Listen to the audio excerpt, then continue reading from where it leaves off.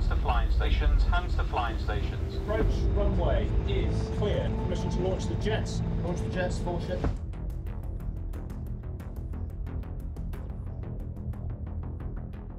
My background is an anthropologist, so I'm used to immersing myself in communities and trying to tell their story through their eyes. That's my job as an anthropologist, and I've used that approach as a filmmaker as well.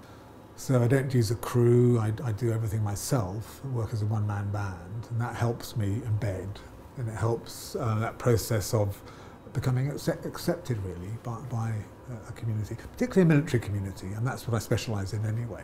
I've done a lot with the Navy, a lot with the Royal Marines in the past. So it's very important that I go in there on their terms, not my terms. I'm being allowed into privileged access into their world, and I have to earn my place, and I don't expect special treatment. And how do you not stand out? You know, you're carrying a camera. How do you make yourself part of the furniture? Yeah, I mean, they know what I'm doing. I can't camouflage the camera. But you know, I wear a uniform. I'm given a naval uniform or a Royal Marines uniform, whatever it might be, and I take part in everyday life. It's called, we have a special name for it, it's called participant observation. You observe by participating rather than standing on the sidelines and kind of looking in. The Queen Elizabeth's mission is to demonstrate Britain's new naval strength to friends and foes alike. And these were really interesting times on board. Of course, the war in Ukraine hadn't started, but did you witness international tensions? Oh yeah, and when we got to the Eastern Mediterranean, we're engaged on something called Operation Shader, so our F-35s were flying into Syria and Iraq in support of ground troops still flushing out remnants of ISIS. So you know, it was operational deployment from that point of view, and they were fully armed with missiles and bombs in case they were called in to action.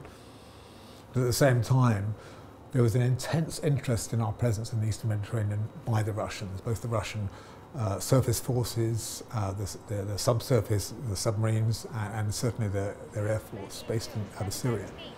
This is coalition warship. Your actions appear to be threatening. Turn away immediately or I may... It's my job to catch that drama, catch that tension through not only tell a strategic story, but the experience of the young sailors who'd never faced this before, the young officers on the bridge, officers of the watch, first time at sea, having to deal with this sort of tension. It's extraordinary. And you said, Chris, that none of us on board returned home the same person who left. What did you mean by that? I think any long deployment changes you, because you're away for in this case, seven and a half months. You meet new people, you have lots of new experiences, you bond with people, you react to challenges in a particular way, some good, some not so good. It's a life-changing experience, and so you do come back slightly different.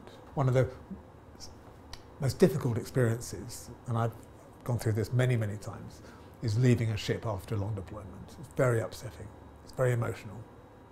You know, I cry. I fully admit that. It is because you're missing a lifestyle, and you're missing your brothers and sisters, people that you come very dear to you, and particularly to me, I think, because it's my job to get close to people, and I don't do that just in order to tell a story. I make great friends who will be lifelong friends, and so when you come ashore, you miss those people.